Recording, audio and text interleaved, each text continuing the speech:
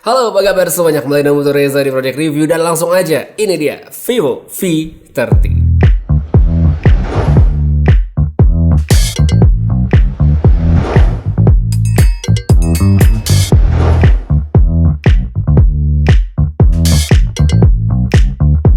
Kalau kita ngomongin Vivo seri V dalam beberapa tahun terakhir, saya selalu ngeliat ada peningkatan ya, dari segi specs, dari segi performa, kamera, sampai harga. Seri handphone ini tuh selalu hadir secara kompetitif dan menarik. Seperti yang V30 ini, harganya tuh sama seperti V29 waktu dia baru rilis, yaitu 5999 ya, dengan varian 8256. Harga yang sama, tapi yang kita dapatkan sekarang itu lebih oke. Dan ada juga varian 12512 bagi yang pengen, itu beda sejuta dan mungkin bisa menjadi alternatif. By the way, sebelum kita ngomongin soal specs, kamera, dan experience lainnya, saya ingin ngebahas sedikit dari desainnya dulu ya, seperti ini. Untuk perangkatnya, si Vivo V30 dia punya build quality yang kalau menurut saya udah terasa cukup solid dan udah punya sertifikasi tahan air dan debu IP54, IP54.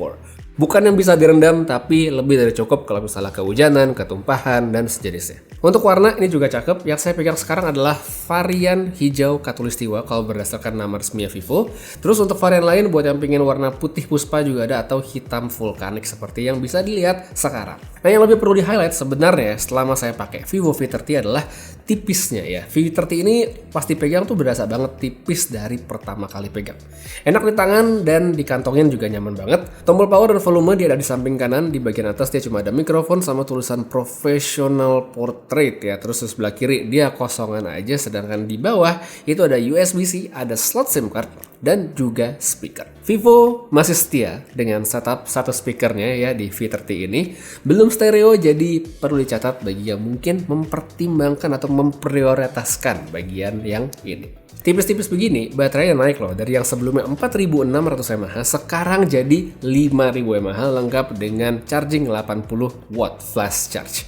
Ya, kalau di website ini ditulis sebagai handphone Vivo tertipis dengan baterai 5000 mAh. Dengan kapasitas yang besar dan efisiensi yang bagus sekali dari chipset yang nanti bakal saya omongin di belakang, Vivo V30 ini hitungannya udah awet untuk pemakaian seharian. Ya, standby-nya panjang, screen on time-nya juga oke lah ya, bisa menyentuh angka 7 jam dengan pemakaian yang sedang ya, medium. Ngisi baterainya juga nggak pakai lama, tapi untuk benar-benar kita bisa maksimalin setting fast charging-nya yang ada di menu itu harus diaktifin dulu. Masih soal desain, lewat Vivo V30 ini ada sedikit perubahan juga di bagian bentuk, khususnya di belakang sekitaran kamera. Dua kamera di belakang yang merupakan lensa utama dan lensa ultrawide kini dikemas dalam modul yang kotak ya seperti ini, sedangkan untuk fitur utamanya yaitu all new Aura Light Portrait bentuknya juga menjadi kotak. Jadi kalau kita lihat dari belakang seperti ini, kayak ada dua bidang kotak yang ditumpuk. Kalau dari segi preferensi pribadi ya, dari saya sendiri sebenarnya saya tuh lebih suka dengan desain sebelumnya, tapi yang baru juga bisa dimengerti sih, karena kan Vivo pingin bikin supaya Aura Light Portrait-nya lampunya itu bisa jadi lebih besar. Dengan lampu yang lebih besar seperti ini, penyebaran cahaya kan juga otomatis jadi lebih luas dan jadi sedikit lebih tidak silau sih setelah saya coba dibandingkan yang versi sebelumnya. Masuk ke kamera ya, modenya kita bisa lihat sih sebenarnya masih seperti Vivo yang udah saya tahu ya, masih lengkap dengan banyak fitur seperti yang bisa dilihat sekarang. Selain itu, kalau kita lihat di atas di sini ada pilihan tone warna yang bisa dipilih. Ada vivid yang bakal banyak saya tunjukin sampel di video kali ini. Ada texture dan juga natural, dan perbandingannya kurang lebih bisa dilihat seperti sekarang ya. Vivid warnanya lebih keluar, sedangkan yang natural itu lebih tone dan sedikit. Tapi tetap di luar itu semua, yang bakal menjadi highlight dari handphone ini adalah kemampuan dari portraitnya. Kayak tulisan di atas handphone tadi, professional portrait ya. Tapi bisa seberapa profesional sih emangnya? Seberapa berfungsikah si the new Aura Light ini? Jadi gini, buat yang mungkin belum familiar, Aura Light yang ada sejak Vivo V27 series sampai sekarang ini sebenarnya berfungsi sebagai alternatif dari flash ya. Dibilang alternatif karena flashnya sendiri itu emang masih ada. Fungsinya tetap buat penerangan ya, tapi lebih soft dan bukan kayak lampu tembak yang silau gitu. Warna juga masih bisa diganti-ganti untuk menyesuaikan preferensi dari tone yang kita inginkan. Dan yang cukup menarik, ada fitur yang namanya distance sensitive lighting. Jadi lampunya ini yang di belakang sekarang bisa mendeteksi jarak antara subjek dengan handphone-nya. Jadi kalau dianggap masih agak jauhan, dia bakal terang banget. Tapi kalau dideketin, dia bakal menjadi sedikit lebih redup dengan sendirinya. Menarik, tapi tetap sih saya pengen ada kontrol kontrol manual, cuma dengan peningkatan seperti sekarang rasanya udah layak banget untuk diapresiasi. Sekarang langsung aja kita buat lihat hasil fotonya ya. Mode portrait tanpa aura light dulu dan hasilnya cakep ya, saya suka. Detail dari subjeknya itu bagus, skin tone-nya oke, separasi antara subjek dengan background-nya juga cukup rapi ya. Kalau kita lihat ngezoom ya mungkin ada kali kita bisa lihat yang sedikit miss-miss, cuman kalau nggak di zoom sih kayak sekarang itu nggak masalah sama sekali. Untuk percobaan berikutnya ada dengan aura light yang dinyalain. Hasilnya memang bisa bikin subjek atau objek itu lebih menonjol karena dapat cahaya yang ekstra. Terus ini nggak cuma bikin tambah terang, tapi juga bisa ngebantu untuk ngoreksi warna dari lampu ambience yang mungkin ya nggak sesuai menurut kita. Fitur ini menurut saya situasional, jadi nggak tentu pasti pakai bakal bagus setiap saat ya. Mesti tahu situasi dan kondisi pas ngambil fotonya juga. Aura light ini kalau menurut saya bisa dibilang sebagai fitur yang sangat berguna, lebih bagus dari flash biasa pastinya, selama kita benar-benar bisa maksimalinnya. Kemudian kalau untuk foto di luar mode portrait, sepertinya nggak salah kalau saya bilang Vivo itu salah satu yang terbaik di kelas harganya saat ini. Saya selalu suka dengan karakteristik fotonya yang tajam ya, tapi nggak tampak overprocess dengan sharpening yang berlebihan. Dynamic range-nya juga kelihatan luas ya, oke sekali. Warna bisa jadi ini ada yang anggap saturasinya ketinggian, tapi balik lagi ini kita ngomongin tentang setelan tone warna yang dipilih di awal tadi. Jadi kalau misalnya prefer warna yang lebih kalem ya bisa pakai warna yang natural. Lens ultra wide menurut saya juga udah oke dengan tonal warna yang tidak jomplang banget dibandingkan kamera utama. Abis itu buat bagian low light, V30 menurut saya juga tidak ngecewain ya. Hasilnya cakep dan sangat bisa diandalkan. Untuk kamera depan, wah ini oke sih ya. Fotonya tajam dengan skin tone yang menurut saya udah pas ya. Ini merupakan salah satu bagian yang merupakan favorit saya dari si V30. Lanjut ke bagian video, V30 dia bisa rekam video 4K 30 dengan kamera depan belakang ya, no problem. Hasilnya udah bagus pada mayoritas waktu. Paling audionya aja sih yang menurut saya masih bisa ditingkatkan lagi, dan kalau low light dari saya tipsnya adalah minimalkan di bawah jalan sambil rekam karena efek stabilisasi dan jitternya itu masih bisa kelihatan ya.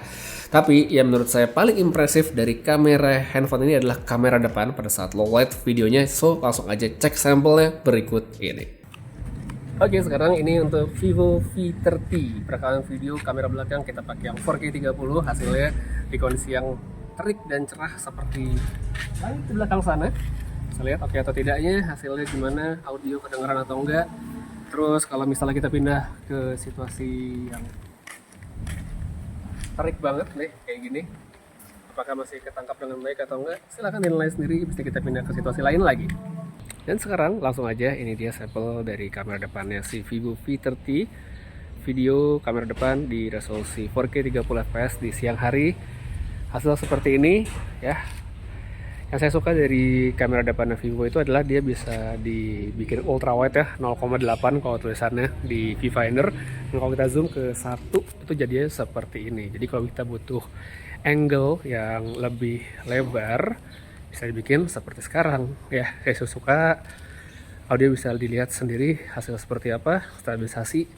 Mesti kita pindah ke low light juga untuk lihat sampelnya. Oke, jadi sekarang kita cobain ini kamera belakang dari Vivo V30 untuk perekaman video. Saya pakai 4K 30 fps. Kondisinya low light seperti sekarang, bisa dilihat, dan hasilnya sih kalau yang di layar handphone masih oke ya. Ini warna daunnya masih ketangkep. Terus kalau ke sana kita bisa lihat ya, dynamic range-nya juga masih cakep sekali. Ini warna daunnya dapet ya, yang belakang juga tokonya ada, sana langitnya. Terus coba kita cek sambil jalan untuk stabilisasinya. Ini dia pakai yang mode standard stabilization ya. So seperti ini tempatnya memang lebih gelap lagi. Gimana? Oke atau enggak hasilnya? Habis ini kita pindahin ke kamera depan juga untuk kita cek hasilnya. Oke, sekarang ini untuk perekaman video menggunakan kamera depan dari Vivo V30. Saya pakai resolusi 4K 30 fps untuk outdoor malam hari, dan kalau yang saya lihat di layar handphone sih kelihatan oke ya. Ya, bisa lihat hasil seperti ini dari segi warna, skin tone, ketajaman, audio juga bisa dengar saya sambil ngomong seperti sekarang, stabilisasi kalau dibawa jalan. Dan untuk sebuah handphone dengan harga 5.999 ya, videonya ini kamera depannya kalau yang saya lihat di handphone ya terlihat impresif ya. Sebagian setuju, sebagian enggak mungkin ya, tapi kalau menurut kalian gimana? Oke atau tidak hasilnya? Silahkan di komentar aja di bawah. Ya, kamera udah kita lihat hasilnya cakep-cakep, dan sekarang kita lanjut lagi ke bagian yang menurut saya cakep lainnya, yaitu specs yang bagus sekali dan bikin performanya jadi enak dan ngasih experience yang memuaskan. Jadi gini, Vivo V30 itu punya ukuran layar 6,78 inci, panel AMOLED resolusi 1.5K 120Hz, ada HDR10 dengan DCI P3 100%. Yang penting-penting, yang bagus-bagus yang kita cari dari sebuah layar handphone udah checklist hijau semua dan memuaskan sekali. Visualnya bagus, enak dipakai nonton, bezelnya juga tipis ya, jadi kelihatan lebih premium. Layar lengkungnya mungkin bukan preferensi bagi semua orang, tapi buat yang suka ini bakal menjadi nilai plus. Ya, kurangnya cuma speaker aja sih tadi, andai stereo, menurut saya multimedia bakal lebih keren lagi. Terus untuk bagian chipset, Vivo V30 ini punya Snapdragon 7 Gen 3. Udah lama banget sebenarnya. Saya nungguin ada handphone yang pakai seri chipset ini lagi, karena itu chipset bagus gitu ya. Akhirnya sekarang ada. Bahkan ini adalah satu-satunya handphone yang hadir resmi di Indonesia saat ini dengan Snapdragon 7 Gen 3 ya. Jadi bukan 7S ya, 7 Gen 3. RAM-nya cukup gede dengan storage yang lega, software Android 14 dengan Vantage OS 14. Untuk hasil benchmark, ini udah tinggi. Dia menyentuh 800.000, angka yang sangat menjanjikan untuk handphone di kelas harga seperti ini. Pemakaian saya bisa bilang udah sangat nyaman dan lancar, nggak ada masalah dari segi multitasking atau melakukan aktivitas yang cukup intensif sekalipun. Nah, contoh yang sedikit intensif, salah duanya adalah bikin konten, ya, bikin konten video, dan juga tentunya kita main game, ya.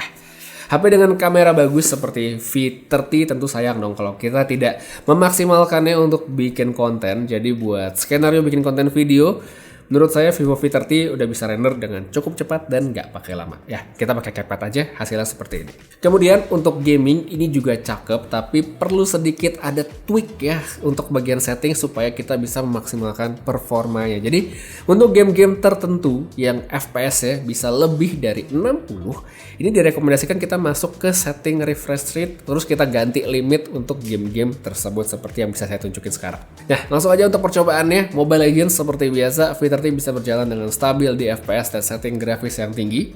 Cuma kalau setting grafisnya mentok seperti sekarang, suhu perangkatnya tuh bisa menjadi lebih cepet anget ya. Kalau mau lebih adem, setting grafisnya bisa diturunin sedikit satu tingkat dan hasilnya oke. Habis itu buat Genshin, setting medium lancar jaya di 40-an FPS, sangat playable dan sangat nyaman tanpa kendala. Habis itu untuk Honkai Star Rail ini juga lancar jaya di setting medium 30 FPS. Jadi dari keseluruhan performa, paling tidak dari yang saya cobain sehari-hari dengan handphone ini, V30 udah sangat memuaskan.